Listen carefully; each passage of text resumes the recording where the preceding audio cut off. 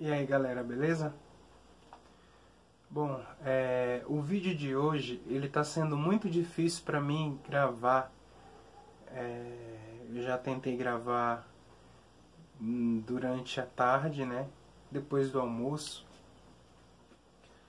Fiz alguns vídeos cujos quais eu não gostei, eu acho que não. Vamos lá para a segunda tentativa. Dessa vez eu vou gravar. Eu não vou deixar de dormir. Quer dizer, eu não vou dormir sem deixar de gravar esse vídeo. Bom, vamos lá. Para quem convive comigo já há algum tempo, para quem conhece a minha história aqui em São Paulo, eu moro aqui há mais ou menos 19 anos, né? E há mais ou menos 2 anos atrás eu sofri uma grande transformação na minha vida, né? Infelizmente eu fui apunhalado cruelmente, covardemente por alguém em quem eu confiava muito, em quem eu acreditava que fosse meu amigo, e essa pessoa ela me deu um golpe, ela me roubou de forma covarde e cruel, sem me dar o direito de defesa. Eu fiz acho que uns quase 30 vídeos contando como a gente se conheceu, de quando ele foi preso, porque ele já foi preso por tráfico, né? Eu tive o auxílio da minha advogada para gravar o vídeo também, porque em alguns dos vídeos eu mostrei foto dele, mas não foram fotos do rosto dele e tal, e sim fotos das agressões que ele disse que eu causei contra ele. Eu falei o nome dele e para minha proteção jurídica e física também, até porque eu fui ameaçado de morte, não só uma, mas várias vezes pela família dele, pela mãe dele, que se diz evangélica. E o trauma emocional, o trauma psicológico foi muito grande na minha vida, né? Eu faço terapia há mais ou menos 1 ano. Eu sofri muito, muito, de verdade, no começo de tudo isso. Não só com a perda do valor que me foi roubado, não só com a perda da amizade que eu acreditava que era verdadeira. Antes de mais nada, eu quero que vocês entendam que eu não estou aqui me pondo no papel de vítima, pelo contrário. Eu quero que vocês me vejam como uma pessoa que conseguiu passar por cima de tudo isso. Eu estou aqui para que vocês me vejam como um vencedor, não como uma vítima, tá? Eu fui vítima de um roubo inesperado. Um amigo que eu tinha há mais de 10 anos me roubou R$ 11.562,15. Esse é o valor que ele me pagou. E esse mês foi o último mês onde ele depositou o valor que foi estipulado no nosso contrato de reconhecimento de dívida, que foi feito pela minha advogada Daniela. Ou seja, quem me roubou não foi uma pessoa que eu conheci há 2 anos, há alguns meses. Foi alguém que eu convivia durante 10 anos. Isso foi o mais difícil para mim trabalhar dentro da minha cabeça, dentro do meu psicológico e emocional. Eu jamais esperaria que comigo ele agisse dessa forma. Mas eu acredito que foi inocência da minha parte, até porque ele era uma pessoa já muito enrolada, ele já foi preso por tráfico, ele jogou a culpa da sua prisão em uma amiga que estava acompanhada, que acompanhava ele no momento da prisão, que tinha 14 anos na época, e ele tinha acabado de fazer 18, então ele colocou a culpa nela, e disse que foi como laranja para convencer a mãe de que era uma boa pessoa. Mas na verdade, me confessou isso, né? Que na verdade ela é quem era a laranja da situação. Ele chamou ela para fumar e ela não sabia que ele estava traficando, e ele estava traficando. Então, daí, dessa primeira atitude, né, de caráter duvidoso, eu deveria ter me... Opa, peraí, como é que ele me confessa que foi preso como Laranja, mas na verdade a droga era de fato dele, e Laranja foi a amiga dele, com quem ele praticamente cresceu, conviveu durante anos, e mesmo assim eu não caí em si. E conforme o tempo foi passando, eu fui convivendo com ele e com a família, eu fui vendo o tratamento que eles tinham entre eles, né? Dentro da intimidade deles. Apelido carinhoso que eles usavam para a mãe é cuzona, né? Quantas e quantas vezes eu não vi os irmãos dele ameaçando a mãe de morte, dizendo que vão matar a velha desgraçada, coisa do tipo. Ele mesmo se referiu à mãe como maldita, desgraçada por várias vezes, e eu sempre falava para ele que era a mãe dele, que ela tinha colocado ele no mundo e tal. Cansava de roubar o próprio pai no comércio do pai, roubava o PIS da própria mãe, né? A mãe não sabia mexer no caixa eletrônico, não sabia como sacar, ele ia lá e sacava e usava desse valor, e a gente discutiu uma vez na frente dela sobre isso, e ele falou: você não tem nada a ver com isso, não se envolve onde você não é chamado. Ou seja, o fato dele roubar a própria mãe.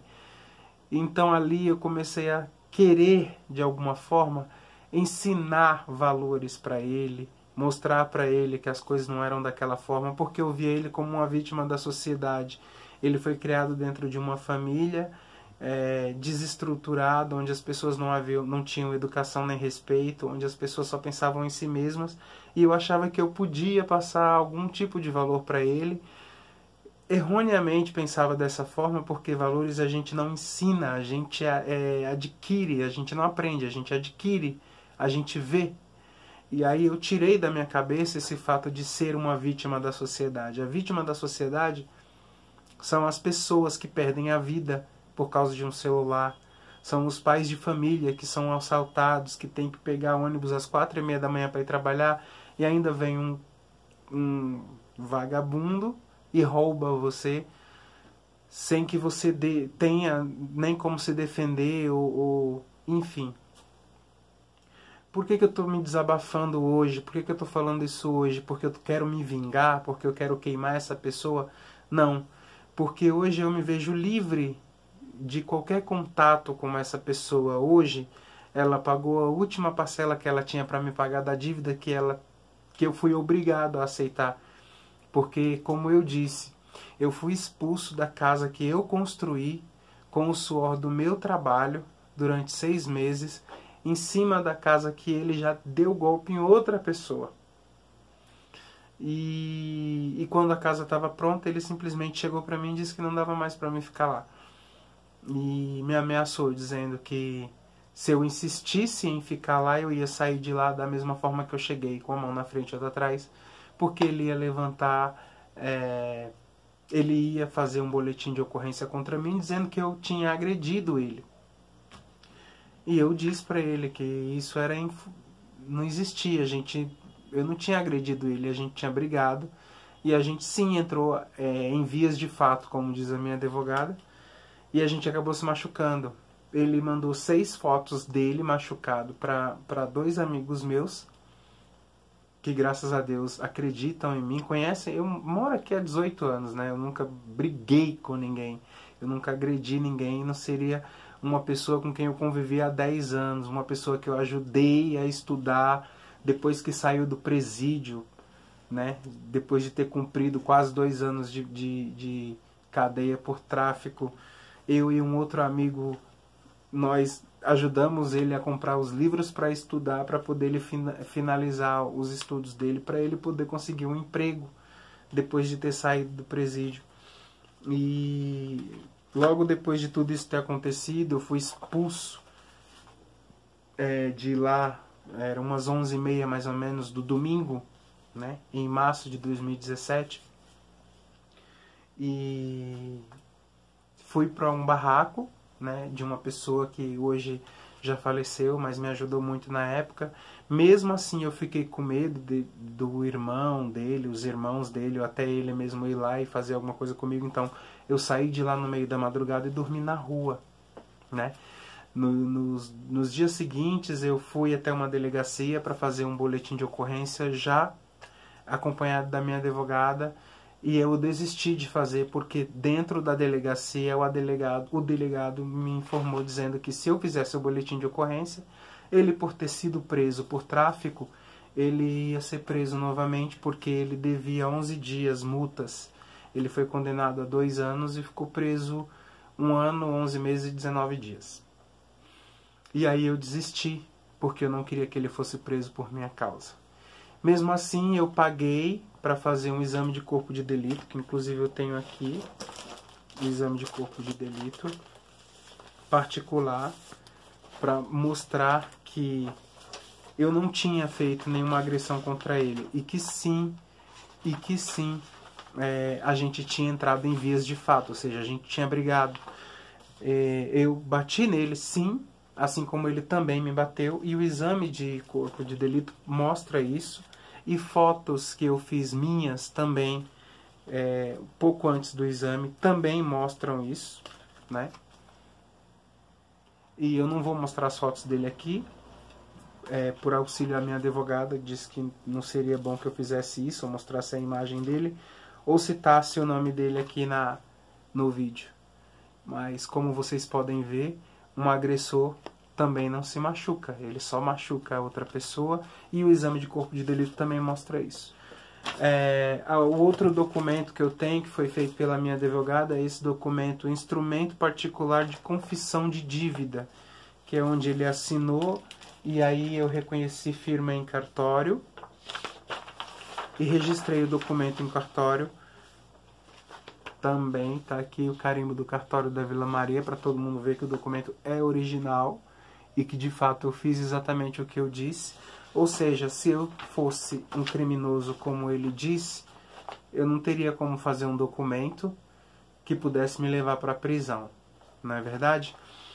Além dessas acusações que ele fez contra mim, houveram as ameaças, né, de morte da parte da mãe dele, dizendo que eu ia morrer bem antes do que eu imaginava, porque ela tinha ligação com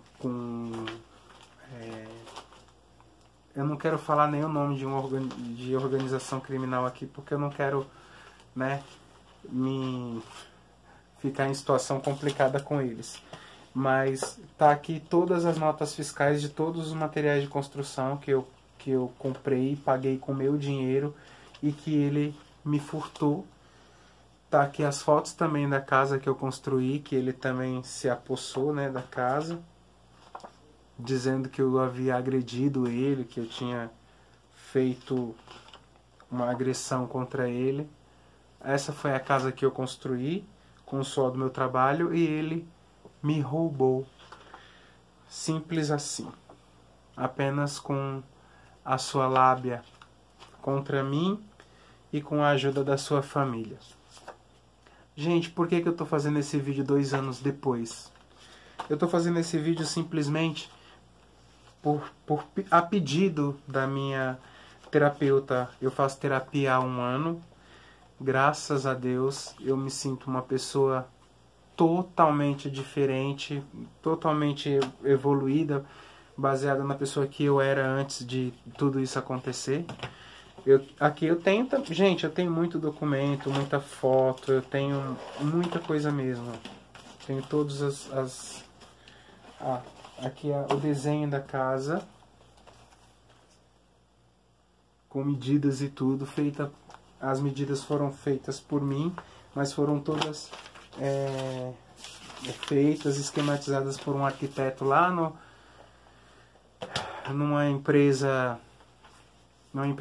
numa loja. Tinha a visita de um arquiteto no final de semana e eu ia para poder fazer tudo isso, para sair um projeto legal e tal, porque era um sonho ter a minha casa própria, para poder estudar fotografia, para poder me tornar ser uma pessoa melhor e ajudar inclusive ele também, né, para a gente crescer junto. E 2 coisas me chamaram muita atenção dentro de tudo isso, né? Primeiro, a revolta da mãe comigo, porque ela disse que eu tentei matar o filho dela, ela tentou me agredir com um pau, ela me ameaçou de morte, ela foi racista comigo. Eu tenho sangue negro e tenho orgulho disso, mas como podem ver, eu sou moreno, não sou negro, mas ela disse que eu era um urubu.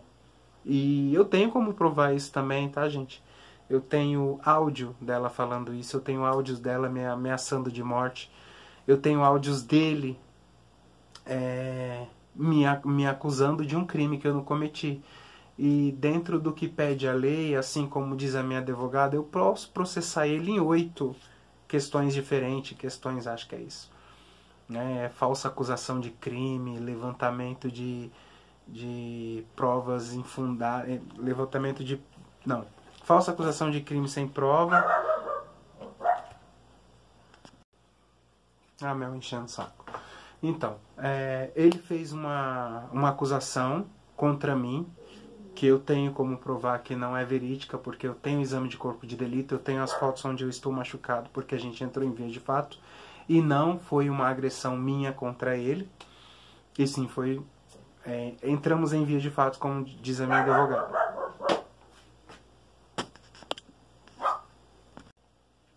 Além dessa ameaça, né, que ele fez contra mim para poder me roubar o que era meu, ele ainda espalhou entre os nossos amigos em comum e entre as pessoas que convivem com ele, coisas ainda piores. Eu tenho áudio dele, onde ele diz que eu tentei matar ele. Porque eu estava possuído pelo demônio. E isso me magoou muito, porque ele me conhece há 10 anos. Ele sabe que eu jamais seria capaz de levantar a mão contra qualquer pessoa que fosse, muito menos contra ele, que era uma pessoa que eu considerava como irmão. Mesmo assim, ele fez essa falsa informação, ele traz essa falsa informação. E isso também é uma prova para que eu possa processar ele por calúnia e difamação, né, e injúria. E lembrando só a ele, porque esse vídeo foi a pedido da minha terapeuta Kátia, que eu estou fazendo, porque eu preciso me libertar junto com esse contato que a gente tem durante esses últimos 2 anos, que agora acabou, graças a Deus, eu não preciso mais ter contato com esse tipo de gente. Que uma pessoa, quando ela está possuída pelo demônio, como ele disse que eu estava possuído e que tentei matá-lo, e eu tenho provas, porque eu tenho fotos aqui que mostram que ele não tem nenhuma marca no pescoço, e eu não posso mostrar na câmera, mas quem quiser vir na minha casa eu mostro com todo o prazer do mundo. Quando a pessoa está possuída pelo demônio, ela transa com o próprio irmão. Ela rouba a própria mãe. Ela mente para conseguir tudo o que ela quer. Ela usa de artimanhas, sabe, de falta de caráter. Ela se torna um verme na face da terra, tentando consumir tudo o que ela consegue de material. Isso sim, para mim, é uma pessoa que está possuída pelo demônio. Eu nunca transei com meu irmão. Eu nunca roubei a minha mãe. Pelo contrário, a minha mãe nunca ficou me devendo 1 centavo, nem eu a ela, porque tudo que ela tem é meu e tudo que eu tenho é da minha mãe. Existe uma coisa que eu tenho que você jamais vai ter, que são valores familiares. Eu tenho uma família super estruturada, minha família não é perfeita, nós temos milhões de defeitos, porém eu nunca ameacei nenhum irmão meu de morte, nem fui ameaçado. Eu nunca transei com nenhum dos meus irmãos, eu nunca quis a morte dos meus pais, eu nunca roubei os meus pais. Então isso é diferente. E hoje eu tenho algo que você talvez não tenha, ou se tiver, mostra o quanto você não tem consciência, que é paz interior. Eu faço minha terapia, hoje eu vou no meu centro, eu sou espírita, graças a Deus, me tornei vegetariano, e eu vivo tão bem, e eu levo isso, porque a mãe dele me disse uma coisa muito interessante, quando ela me ameaçava de morte, e me ameaçava com um pedaço de madeira dizendo que eu tinha feito muito mal pro filho dela. Ela disse que eu tinha mexido com a menina dos olhos de Deus. Deus, você pode nominar vários demônios também, né? E ela disse também que eu ia colher tudo que eu plantei. E eu acho que ela tinha razão, porque eu nunca imaginei que eu fosse conhecer o Cristo Redentor, o Pão de Açúcar. Eu já fui ao Rio 3 vezes. Eu fui para Fortaleza 2 vezes. Eu conheci Minas, que eu não conhecia, as cidades de Minas. Eu conheci pessoas incríveis, inclusive agora em março eu estou dando entrada no meu passaporte para viajar pela Europa também no final do ano. Ou seja, fora essas coisas materiais, eu conheci pessoas incríveis que dividiram comigo energias maravilhosas, que eu aprendi coisas lindas, eu me reaproximei de pessoas que eu já não via há muito tempo, graças a você estar na minha vida. Eu não tinha mais contato com essas pessoas e hoje eu tenho contato. Eu recebo elas na minha casa, sabe? Eu vivo em paz, eu vivo tranquilamente. E talvez eu... Ô Mel! O Mel tá complicado. E aí... Chega! E eu acho que o fato de eu ter tudo isso...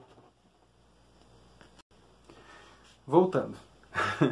Eu acho que o fato de eu ter vivido todas essas histórias incríveis que eu vivi, ter conhecido essas pessoas incríveis e maravilhosas que eu conheci, voltar a ter contato com essas pessoas que fazem parte da minha história, da minha vida, que tinham se afastado de mim por sua causa, mostra que de fato a gente colhe o que planta. E eu entendo o porquê da sabedoria da sua mãe falar tudo isso.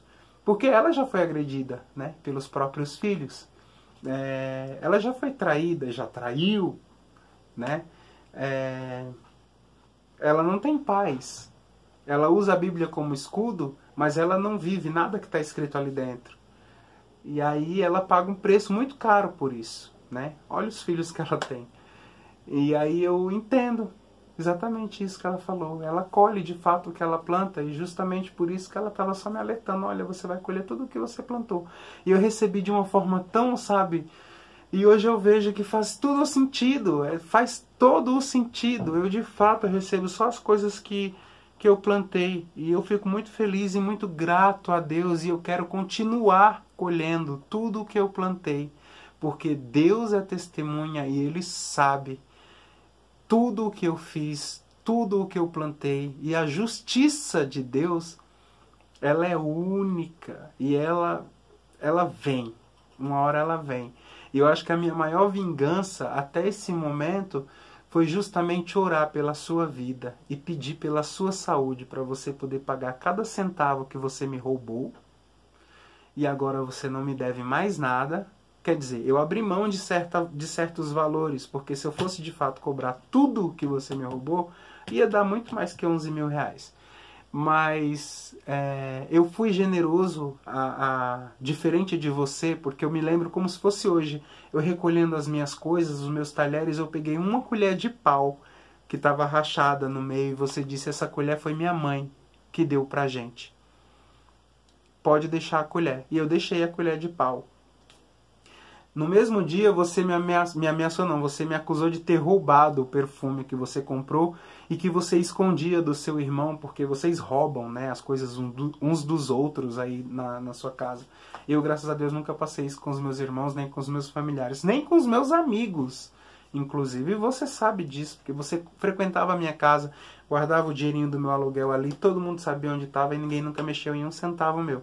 Diferente do que você vive dentro da sua casa. Olha que diferente, né, cara? Olha os valores, as coisas, como são diferentes. Eu super entendo o fato dessa inveja sua, dessa ganância sua de querer ter as coisas e não poder ter e aí forçar de uma forma não natural para poder conquistá-las, que é mentindo, é enganando, é fazendo as coisas que você faz para poder conquistar as coisas que você tem. Eu conquisto as coisas que eu tenho com o meu trabalho, graças a Deus, e baseado nos valores que eu tenho, que foram me passados pelas pessoas mais incríveis do mundo, que são os meus pais. Mas enfim, e aí você me acusou, perguntou se eu não tinha trazido junto comigo um perfume seu que você tinha escondido dentro das minhas roupas para o seu irmão não roubar. Eu falei, mano, você acabou de roubar tudo que eu tenho. Você acha que eu, para retribuir, vou roubar um perfume de 170 reais? E o egoísmo era tanto que ele fez questão de uma colher de pau que é 2,60, né? A colher de pau. Hoje, graças a Deus, eu tenho 4. Nem precisava de 4, mas eu tenho 4 colheres de pau. E aí ele falou, essa colher de pau foi a minha mãe que me deu. vai deixar essa colher aí. Beleza. Para ele eu deixei uma cama de solteiro com colchão, eu deixei uma cômoda, um sofá, um armário de cozinha de tatiaia, de ferro, e graças a Deus nunca me fez falta. É diferente, generosidade de ganância, né? Ele me fez acreditar também que o irmão tinha me roubado uma vez, quando eu morava na casa dos pais dele, e sumiu todo o meu salário que ele pediu para me sacar, para poder pagar os pedreiros para encher a laje que eu paguei para fazer na casa dele. E aí ele pegou e acusou o próprio irmão, dizendo: olha, a única pessoa que consegue entrar nesse quarto de fora para dentro pela janela é o fulano. E aí eu fiquei com isso na cabeça, mas eu falei: não, deixa quieto, passa para lá.